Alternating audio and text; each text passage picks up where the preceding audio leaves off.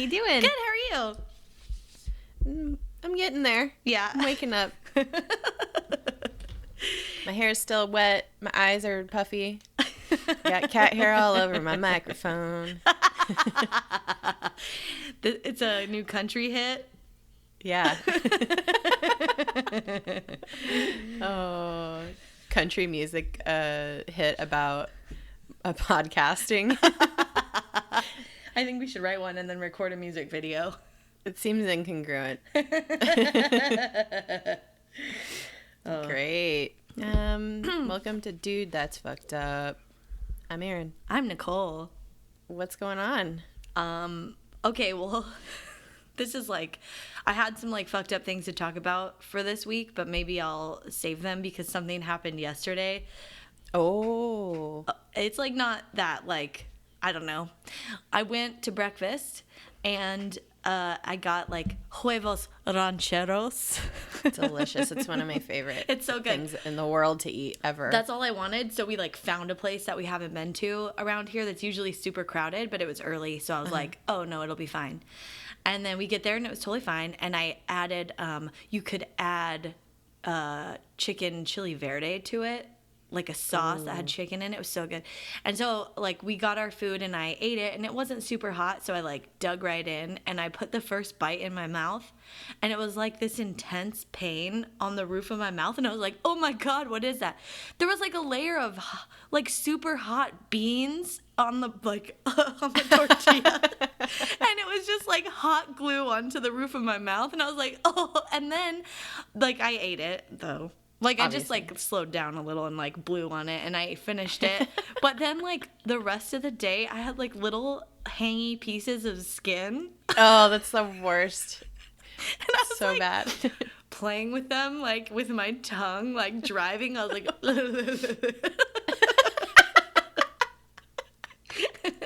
And I was trying to, like, grab them with my fingers, but my fingers are too big, so I couldn't, like, get a good angle on them, because I wanted to, like, oh my God, cut them off with my fingernails, but I think they're gone now. Oh my God. after I can't really reach the roof of my mouth either with my fingers, because I have such a high... Me too!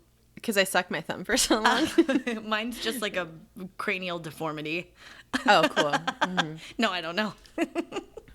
I'm guessing.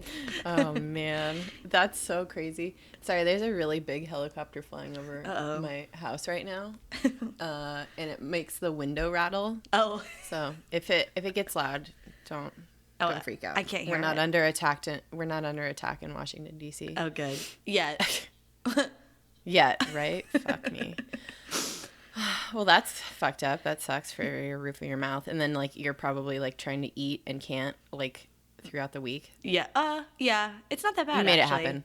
Yeah. Oh, good. I think I ate some salt and pepper pistachios from Trader Joe's yesterday, which are delicious, and they kind of like sandpapered it down, and now it's fine. I got pistachios from Trader Joe's the other day too. Ooh, so good. I know. Wow. Well, that sucks. Yeah. You better be careful next time you get those huevos rancheros. I know. I'm gonna look for the hot bean layer next time. Yeah, the lava beans. Lava beans. Oh my God. Anything else crazy happen in your world? No. I read about some like well, I don't know. I read about or I guess I was on Facebook. I just thought this was funny. But there's a Backstreet Boys cruise. Did you know this? Oh my God. Why no. Why am I being targeted with that on Facebook? I have no interest. Probably because you like clicked on like a nostalgia porn BuzzFeed like article a couple times. And you know I'm like I'm the prime demo too. Like I'm the age group that they're probably like, oh, yeah, women like 28 to 35 or whatever. Yeah, I don't know. Yeah. I saw that and I was like, ew. It was like a video of them. I think they've done this before because they had like footage from a cruise that they were on. And it was like, God. Oh, we're hitting the high seas. Yeah. And then it's just like them all old now. I don't know. It was really sad. And I was like, are people actually into this? I'm not. I'm not either. But, I mean, there's a time and place for everything, and that time is past. Yeah. And that place was 1999 or whatever. And I was too young to go In on high something school. like that. Yeah, and Yeah. that would have been a really rapey. Also, like, I mean, why would you, like, the world has moved on. Like, there's a lot of really good music that is even better than that. Yeah. These days. I don't know. Yeah. Why would you go on a whole, like, unless you're, like, still obsessed with, like, JC Chazé. Oh, wait, no, that's NSYNC. Sorry. Oh, whatever. Who cares? Or Joey Fat One. He's in NSYNC too. I mean Fatone. Oh. God, I don't know what I'm talking about. What, oh, no. AJ McLean was like the weird, because I always think of like, I never think of like the good ones. Although Backstreet Boys, like that Nick Carter had like some meth problem at some point. I was gonna say now he's like has a Faces of Meth situation. Yeah, he's like super bloated and weird. Ew. And then gross. Like most of them are bald. And then AJ McLean, it was always the weird one that like wore, I don't know, he just always wore weird stuff, and he had like that weird facial hair, and he was like always, he looked like a magician. Yeah. He had a magician's mustache. Yeah. Facial hair. But he always looked really old, and he was like the creepy uncle of the band. And now he's really old. He's like literally 50. Yeah. Not that that's old, but like for a boy band. Yeah, like they're not, yeah. You can't even call them a boy band anymore. That's yeah. just almost rude. a man band. Oh my God. Oh, gross. It like makes me feel sad, like, because that means we're also getting old, but it's like I'm more like sad for them. Well, we're accepting our age, I think. Yeah. I hope yeah. I am, and no one thinks otherwise.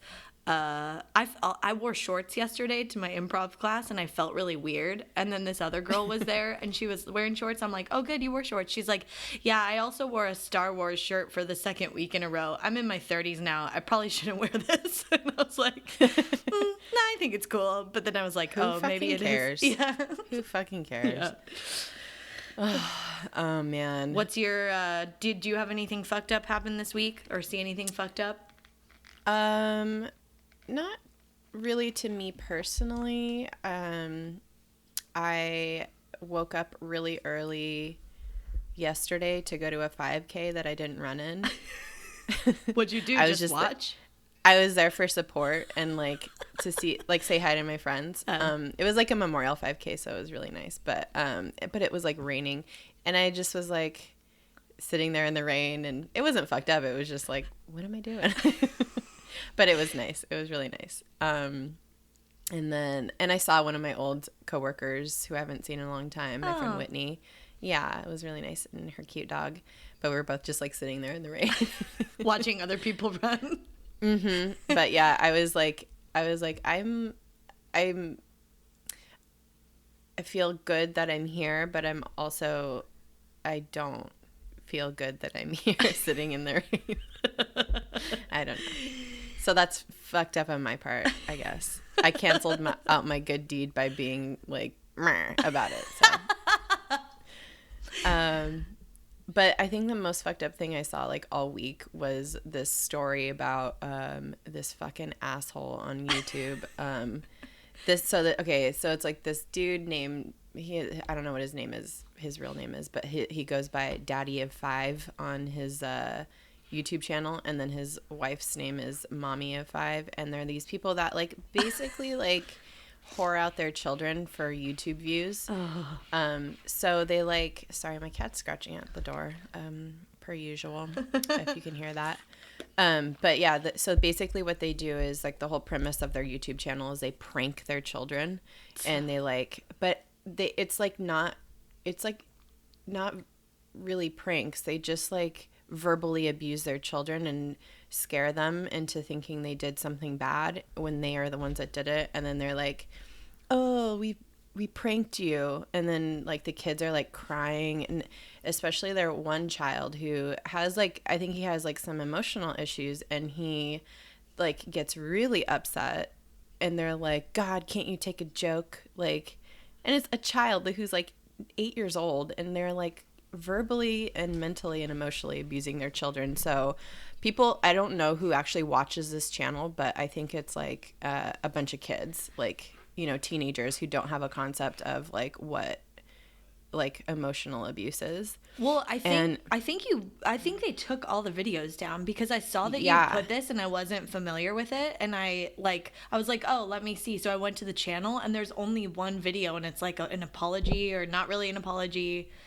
Yeah. So what had ended up happening is this like came to the attention of some other like YouTube people who like, you know, they like do like news of the day, and this one guy, I don't know what his name. Oh, a couple different people like found out about these people, and like put them on blast, and were like, you guys are pieces of shit. And like they showed portions of like their videos, their prank videos, and how the kids like reacted, and they're just like white trash, like pieces of shit, like really, really, really like emotionally abusing their kids. And so they ended up taking all their videos down, and like we're not apologizing for anything, but more like fuck the haters kind of. These people are just straight trash. They're just trash, and they're garbage people, and it's like really fucking sad. And these poor children are just like and they even, some of the kids even get like so like they don't want to be the target of the like pranks, so it's like they have Stockholm syndrome. It's really fucked up, and they become like prankers. They pranker or torturers of the one kid, right? Of the one kid, yeah. The little boy with Cody. The glasses. Mm-hmm. Yeah, everyone kind of picks so on him. Shitty. So now and then they started a GoFundMe page. Ew. And I went on it to see if they raised any money. They had one donation when I checked it for like $6, and the person who donated was like, give $1 to go fuck yourself, and the rest of it to poor Cody, or something like that. It was like something dumb, but it was like, and then I scrolled down to all the comments, and all the comments on there were like, fuck you, you fucking pieces of shit. Like, you deserve to have your children taken. It's like all bad. So that was really fucked up. So I don't know what has since happened, but like CPS needs to get involved. And I think they even said on one of their videos, like, oh, all the people telling us CPS needs to come take our kids away. They already came. Like, but they didn't find anything, they said, right? Right. But like the fact that you're like saying like, oh, CPS already came, like, oh, fuck, the fact that even happened is like, awful. Well, we talked about like April Fools and how pranks I don't think they're funny, but like, no, these especially aren't funny. Well, these aren't pranks. Like, right. For example, they're just parents being mean to the kids and like scaring them. Like, they scream at them. Yeah. Like, they'll be like, so for example, the last video that I think they put up was they poured like disappearing ink all over the floor, and then they just like up in one of the kids' rooms, and then they started screaming down the stairs like, what the fuck is this? Like, get up here right now.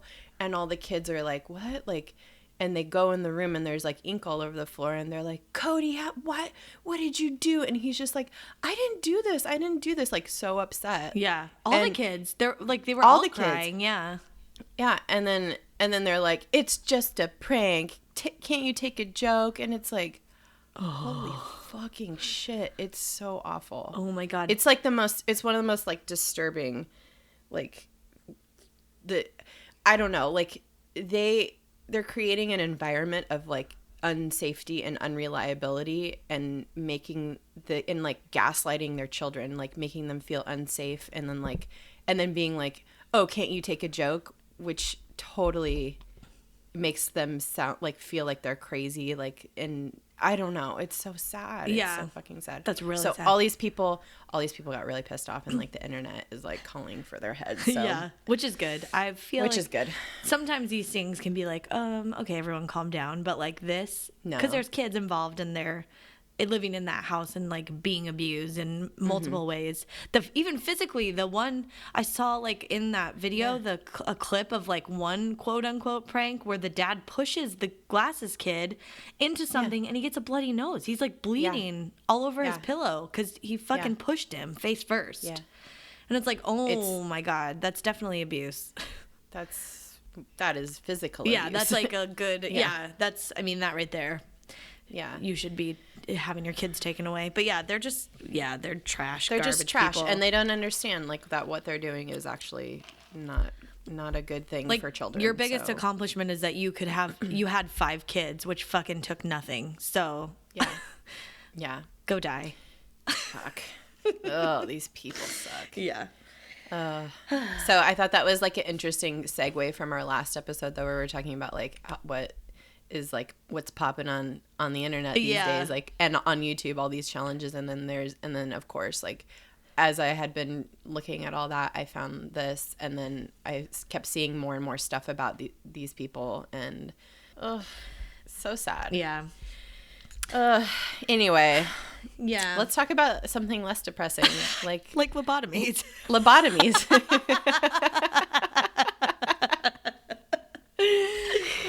Oh God. Jesus. They're so fucked up. I've always had an interest in them. I don't know why. I just find them fascinating.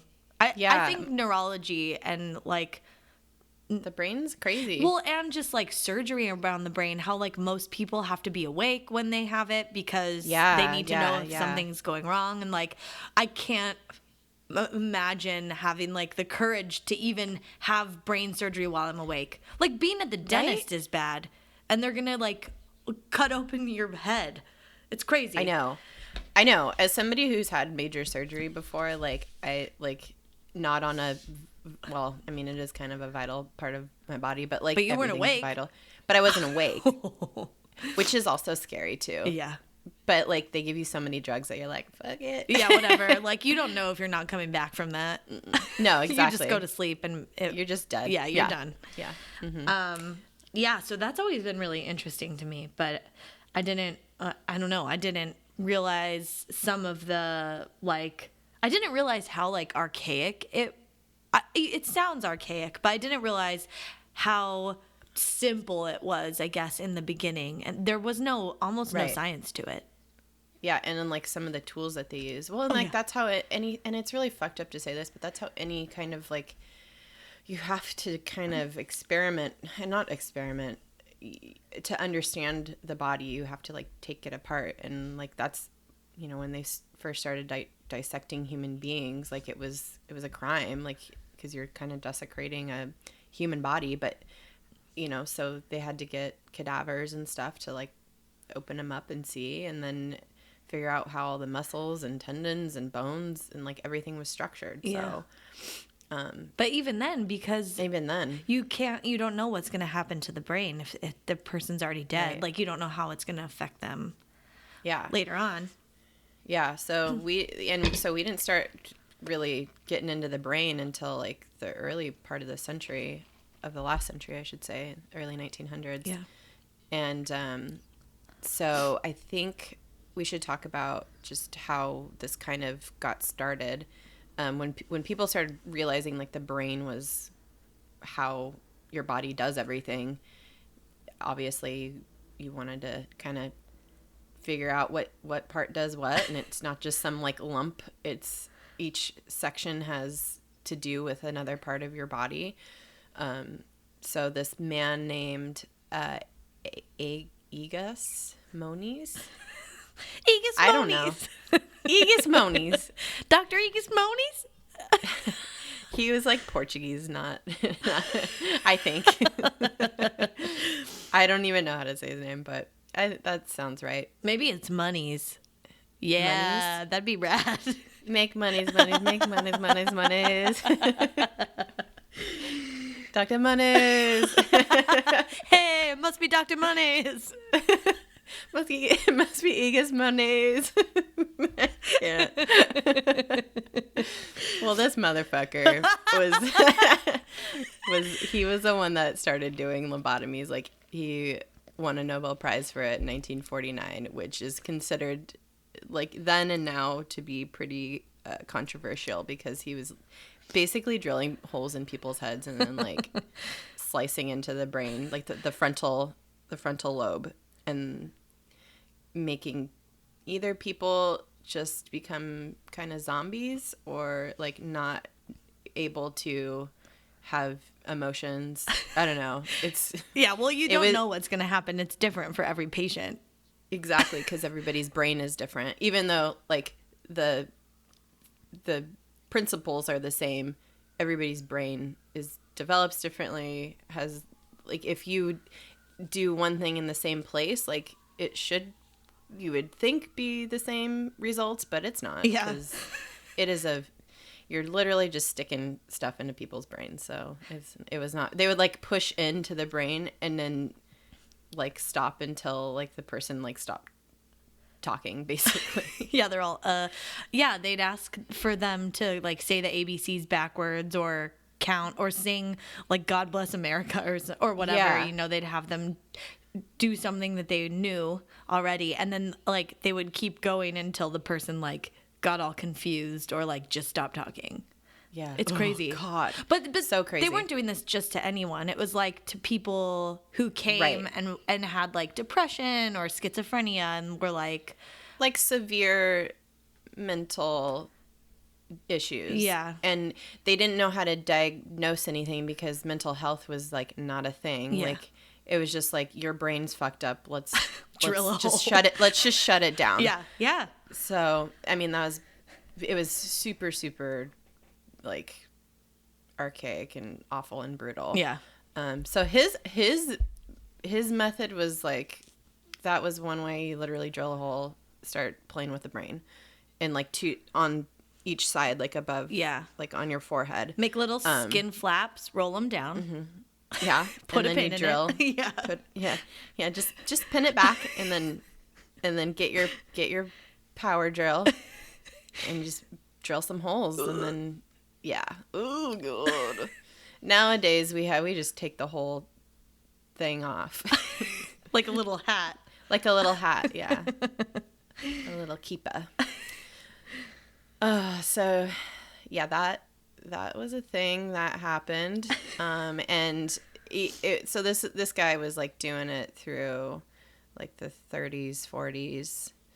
And he was even touted by a reporter from the New York Times in an article in 1937 as a surgery for the soul.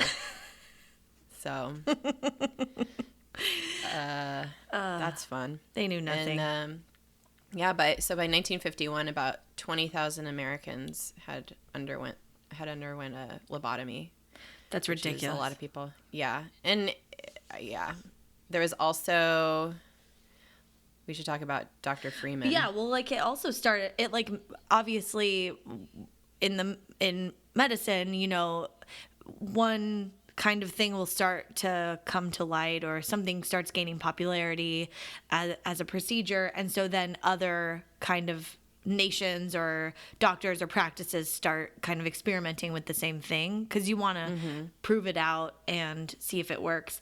And so like there were like Americans and Italians specifically were early adopters, and there was this guy Dr. Walter Freeman in the US who was a big fucking butthole, and we'll talk about him. Huge butthole. And like actually I think liked doing lobotomies. Yeah, he like would do like, he did a lot of lobotomies. Like, yeah, he was like the most prolific lobotomizer. Lobotomist. Lobotomist. I like that, the lobotomizer. It sounds like it's like a womanizer. I think it sounds like a water gun or something. Yeah, just like something devastating and awful. Yeah. Well, he did a lot of lobotomies. Well, there was an Italian psychiatrist, Dr. Fiamberti, who developed like a new method. So instead of going through like flaps in the skin on both sides of the brain and drilling a hole, they'd go through the eye socket. Which is horrifying. And then Dr. Freeman kind of like piggybacked on that and created the transorbital lobotomy, which is also through the eye socket. Oh my God. And like, I saw pictures of this shit. I watched a video. Why? I don't didn't know. I couldn't. It was like, because it was like a 5-minute video about this guy specifically, and I was like, oh, Dr. yeah. Freeman? Yeah. I was like, oh, I gotta see this because this guy's a real asshole. And yeah, so they basically, the transorbital lobotomy, like they pull up the eyelid. Well, okay, first you had to be out for that because it's pretty traumatic, but they would give you electroshocks. So like they'd shock you, and then you'd be out, and he would, which is like already in traumatic. itself. You probably already get brain damage from that. Maybe that fixed things enough, and you didn't need this thing. But no, he'd like pull back their eyelid open, shove this thing in, it was a fucking ice pick. It was an ice pick. They called it an orbitoclast, but literally the very first one they used was a fucking ice pick, like a legit out of your kitchen ice pick, and they just put it in your eye socket, and then there's like a piece of bone there. Take a hammer, hit it so it goes through the bone, and then they literally just like fucking swish it around in there as fast as they can and scramble it up and pull it out, and he's done in like less than 3-4 minutes, and that's it. Oh my God. It's like, oh my God. What? Like, how is that science? That's fucking bus driver science. I read an article about a guy who became a bus driver after having a lobotomy. It all comes full circle. It's like he's totally a functioning human, but like it became just like because a of sheer luck. Oh, I was gonna say no. Oh. Like that's the only thing he can do. I mean, I think he's like he's a fully functioning person, but he got lucky with his lobotomy. Oh, like he didn't end up a vegetable like a lot of these people have. That's the thing. The side effects are like you lose your personality. You like best case scenario, which was like a third of the time, maybe you report feeling better. Like you're not depressed anymore, or you're not feeling weird anymore. Then the other third of the time, nothing happens. You don't feel weird and you don't feel better.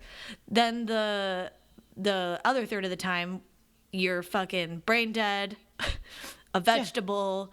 You don't have a personality. You lose like cognitive abilities. You can't talk. Like a bunch. You of regress stuff. to like a baby, basically. Like you're incontinent. Like you can even like fuck with like the nerves in your hands and your feet. You go blind. Like all these things can happen. Like a million different things can happen because you're literally sticking an ice pick in somebody's eye and swirling it around like a fucking milkshake.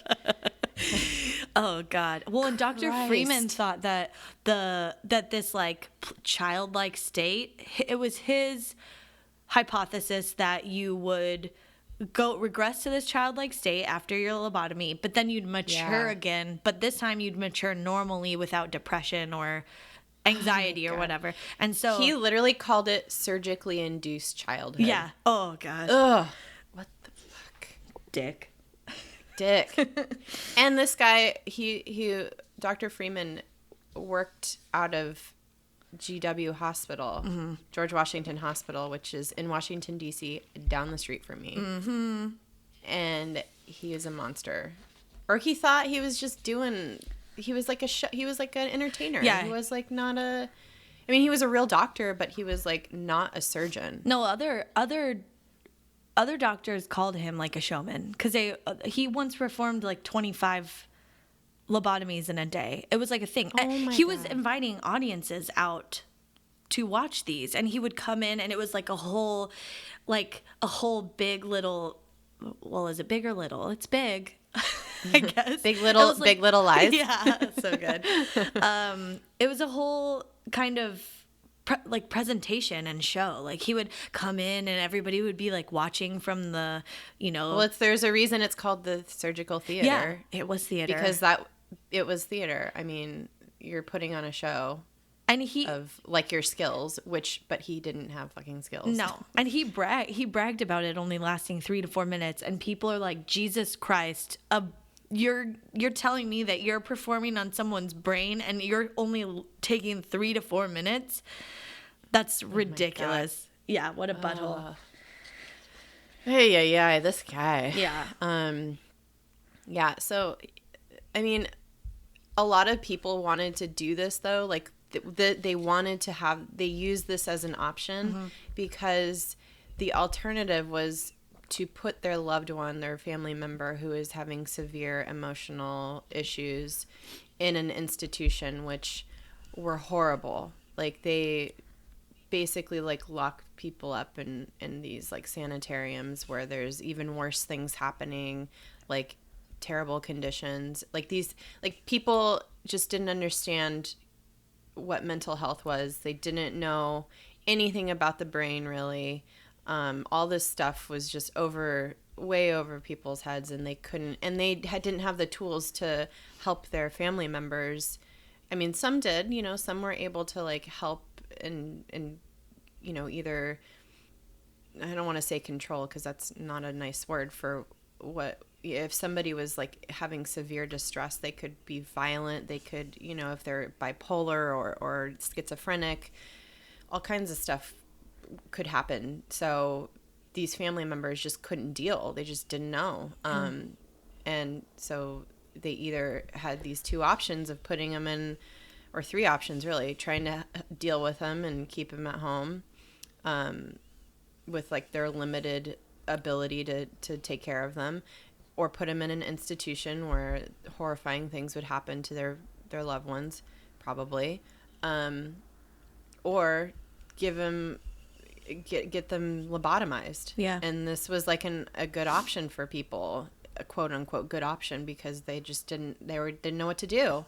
Well, and it meant so sad. It meant you could like bring them back home even. So like if you know, a lot of the institutions were like pushing people to look into lobotomies, and you would if you went and checked it out and people are like in straitjackets and screaming or being violent like you're saying, you'd be like, I don't want them here. And then the institution would be like, oh, well, there's this other option.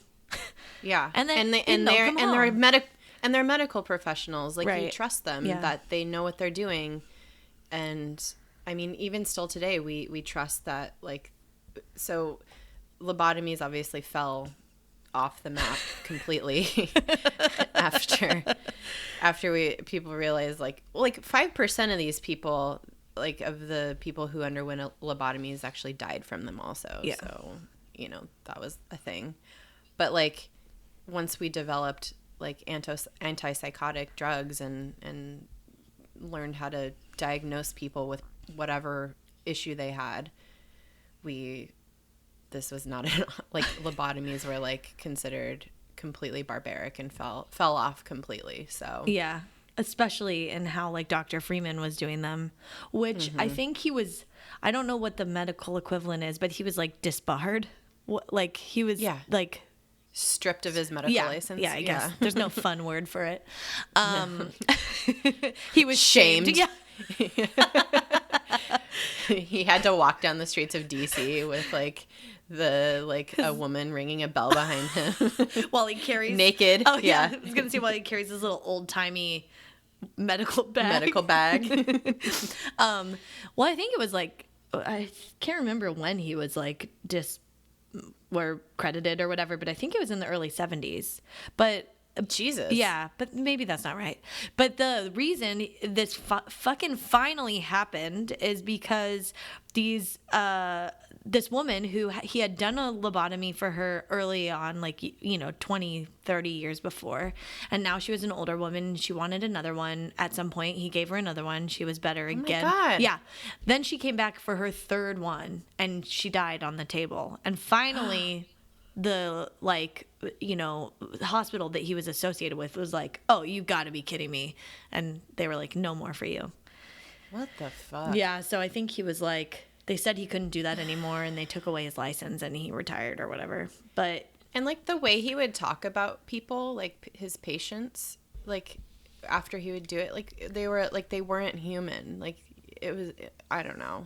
There's so many interviews and like not interviews, but just like recorded instances of like what he's describing because he like loved to show off. Yeah. And people are and he would just say like the worst things about these people, like, oh, they have the mental acuity of like a piece of fruit, like, you know, like he would like liken human beings to like vegetables, like actually. He was ridiculous. I think yeah. I feel like, I don't know how I feel about it, but maybe he would have been like a serial killer or something if he didn't. Well, he was like a Nazi doctor. Yeah, yeah. Just like experimenting on people basically, and like being proud about like the results he would get sometimes. And I don't know. It's such hubris because it's like he thinks he's helping these people and he's the one that can help these people. And it's like, you don't even know what the results of these are going to be. Yeah. Yeah. It's like only by pure luck that some of these people survived and like went on to like live somewhat normal lives. Yeah. Like the guy who was like a bus driver who the NPR, I think, did an interview with him, and he talks about like how he just doesn't remember anything, but he says like, I'm able to like walk and talk and like live my life, and I'm really lucky, but I didn't even know this happened to me until later on in my life, when I felt like, he said, I felt like a piece of my soul was missing, and like he knew something was wrong with him, and so he found out eventually from his family that he had a lobotomy when he was young. Oh, was he the 12-year-old or the 4-year-old? I think so. Oh. He was really young when it happened. And then he went on to be like, he was able to like live a life. Yeah. But yeah. Oh my God. That was only by a miracle, you know, I think. Yeah. Because this doctor performed one on a 12-year-old and a 4-year-old. Jesus fucking Christ. Yeah. And it's like their brain's not even developed yet. They're just, no. I don't know. Well, and I think the most notable person that he performed a lobotomy on was Rosemary Kennedy. And I just wanted to take a minute to talk about her. Oh, yeah. This is fascinating. It is so sad. Yeah. For a long time, nobody even knew about Rosemary Kennedy. They just thought that, like, she was, like, mentally disabled, and, like, the Kennedy family, like, put her in a home or whatever. But what had actually ended up happening with her is when she was born, her mother, like, so the doctor wasn't they had her at home, and the nurse told Rose Kennedy to like keep her legs closed because the doctor wasn't there. So the baby, Rosemary Kennedy, was in the birth canal without oxygen for up to 2 hours. Yeah. And basically was brain damaged because of that. So she had developmental issues growing up, and she had probably like in her 20s, like the developmental, she was developmentally about 12 years old.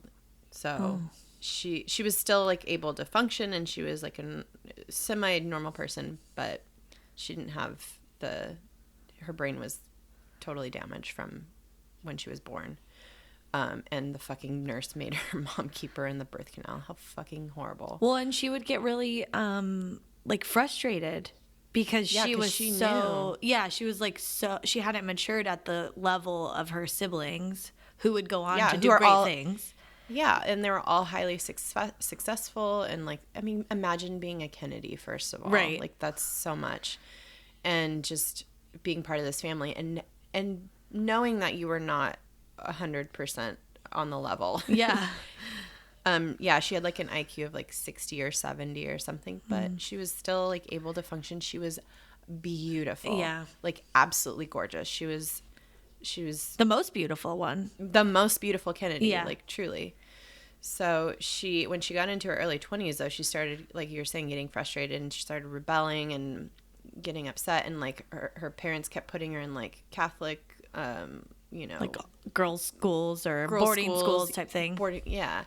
And she kept just like getting out, and like they were worried she would basically like start sleeping around because she was beautiful. And I mean, she was getting a lot of attention in the press too. Like, they went to England and met the Queen, and she was like the newspapers are like, they're, saying how beautiful she was. And anyway, so eventually Joe Kennedy was a fucking asshole, just a dick of a person. He was like afraid the family would be embarrassed by something that she did, like he was afraid that she'd be exploited sexually, or the papers would find out that she's like slow, not. Yeah. Yeah. So he basically like took her to fucking what's his name? Dr. Freeman, and had him perform a lobotomy on her when she was like 23, I think. And a lot of people say Rose Kennedy, the mom, didn't know. Oh. So, but a lot of people think she knew and was complicit in this. Yeah, which sounds right about that era. Yeah, but who really knows? So he took her to Dr. Freeman. He performed a lobotomy on her and fucked her brain up so bad that she regressed to a 2-year-old. Oh. Like, she became incontinent. I think like her whole right side like became palsied, and like she wasn't able to do anything for herself after that. Yeah, she like lost the use of her arm, and then like she walked with a limp, right? Yeah because it totally damaged all the like nerves and stuff on her right side. Yeah. So and so nobody knew in the family that this had happened, because like after it was obvious that she had been completely and totally irreversibly damaged, Joe Kennedy stuck her up in a home up in Connecticut, I think. Mm-hmm. And none of the siblings knew. Like John F. Kennedy was running for president. Robert Kennedy was starting his political career. Like all the, everybody was, and I don't know that, like, they were probably ashamed too, but I don't think that they actually knew that this had happened to her until like years later. Yeah. And Joe Kennedy just said, "Oh, she's upstate at a home and she's doing fine." And he never visited her again. No. That motherfucker had a stroke and died, though. So well, that's good. Karma. And I read that the mom Rose Kennedy visited Rosemary like after that a couple times, but Rosemary, but it took a while, like a couple years passed, and then she went and visited her, and she would like recoil. Like there were, because she couldn't communicate. Yeah. But and there was like a nun that took really good care of her throughout her life. And her sister Eunice took very good care of her. Ted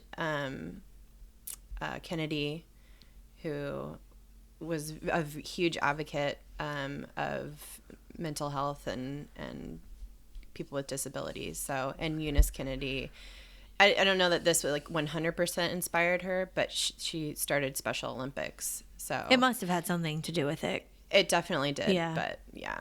So really fucking sad. Sad. But then she, Rosemary Kennedy, ended up outliving a lot of her siblings, sadly. Yeah. She was one of the only ones to die of like natural causes. Yeah. Which is also weird, like a whole other weird thing. But yeah, I mean, I think she lived into her 70s. She died in like 2005. Yeah, think. not she that long was like ago. 80 something, I think. Yeah. Oh wow. But later on in her life, the family embraced her and like brought her like home, and when they do like family functions and stuff. But she still needed she needed 24/7 care after this. So it was really sad. Like she probably could have. I mean, who knows what could have happened in her life? Like maybe she would have had something bad happen. I don't know, but yeah, like she was completely devastated by this. So it's really sad. I like totally cried reading about this. It was so sad. It was so sad. Yeah. R.I.P. Rosemary. Oh. I feel like I don't know, it was used also like for soldiers coming back from World War II. Which is also really sad. But again, who were like shell shocked yeah, and stuff and had PTSD. People didn't understand mental health. It's still not understood. I mean, there's so many. It's such a hard thing to diagnose, and it's a hard thing to treat, and and there's such a huge stigma around it that like if any one of your family members, especially back then, had something, they weren't 100% quote unquote normal, like you would be shamed for it. Yeah. So. Okay, I don't know if this is inappropriate, but I just remembered something. This is fucking horrible. I've heard before that Rosemary I don't remember if it was before she was lobotomized. Oh, it would have had to have been before. That she used to like masturbate at the dinner table in front of like guests. Oh, I didn't read that. Okay, I didn't read that. Maybe it's not real, but I tried looking for it and I couldn't find. I found like a Reddit thread where someone just mentioned it, but there was no. But anyway, I read that's one of the like things that was her behavioral issue that like contributed to the parents getting her lobotomized. But I don't know. I didn't know if you like came across that or had ever heard of that, but it's. I mean, I feel like that's like a lot of the stuff that they were concerned about stemmed probably from, weird stuff. Yeah. Them being totally freaked out about. They were like, she's going to start fucking a bunch of dudes. Yeah. Like, that was like the primary concern. She's like, masturbating in public. She's definitely gonna fuck some dudes. Yeah. Like, who knows? Oh, but God. It's really sad. Well, luckily that never happened because all she did was piss and shit herself in a wheelchair. She like, that's so fucked up. But great job, Fuck Joe you. and Rose. Yeah, Joe. Yeah. Father of the fucking year. Yeah. Oy, oy, oy. Yeah. So I don't know. That's lobotomies, I guess. Yeah. I think that's all that I got. Yeah. Same. It's very. Thank God for modern medicine. Yeah. Again. What a time to be alive. What a time to be alive. But sometimes we say that in a sarcastic way, but this way we mean it sincerely. Yeah. Yeah, we sincerely mean like thank God for modern medicine. Thank God we live right now. Yeah. Thank God people develop, antipsychotic medicine and other things. Well, and that's one of the reasons they stopped doing lobotomies because of it was all like with the rise of psychedelics and and like actual people understanding how the brain works. Yeah. Or starting to. Not just like stirring a martini with a and I don't know. Oh God. He's like, you know those stirs where you like you go like this back and forth and it just like stirs it. Gross. But you gotta like starting a fire. Yeah. Yeah. Oh my God. You don't watch the video. I don't think I will. No, you I mean, I looked at pictures of it of like the fucking ice pick in somebody's eye, like ready to go in, and I'm just like, I can't. This shit is so fucked up. It makes me feel like how he was doing them so quickly, like it's like timed like a game show. It's like or whatever, and he's like, how many brains can you scramble in 10 minutes? Let's find out. Yeah, ready and go, and then it's like some game show music, and he's just like tapping into all these people's brains. It's like Double Dare. Yeah, there's some gross stuff God. coming out of there, so Jesus Christ. yeah. Well, glad that guy is no longer on this planet. He died in like the 70s or something. Yeah, he did. He did. And his son was in the little 5-minute documentary and was like talking shit, and I was like, good. Damn. You should talk when shit. Your own son. Yeah, when your own son like is like, yeah, my dad was an asshole. My dad was one of the premier assholes of the 1950s. He and Joe were just talk about the dynamic duo of assholes. But you know what? All of it comes from ignorance too. Yeah. Like these people just didn't know how to deal with anything. They were emotionally like stunted. They didn't know how to deal with anything. Yeah. And so they were like, let's just scramble their brains and lock them away. Don't want to deal with it. I got to focus on my other 10 children. Especially my one that's going to be president. Yeah. God. Well, awful. He ended up being lobotomized in a way. Oh my God. Holy shit. All right. Follow us on social media. Instagram, Twitter, Facebook at DTFU Podcast. Send us an email if you want to say anything. about an episode or have an idea for an episode, dtfupodcast@gmail.com. Yeah. Yeah. Oh, boy. All right. Bye-bye.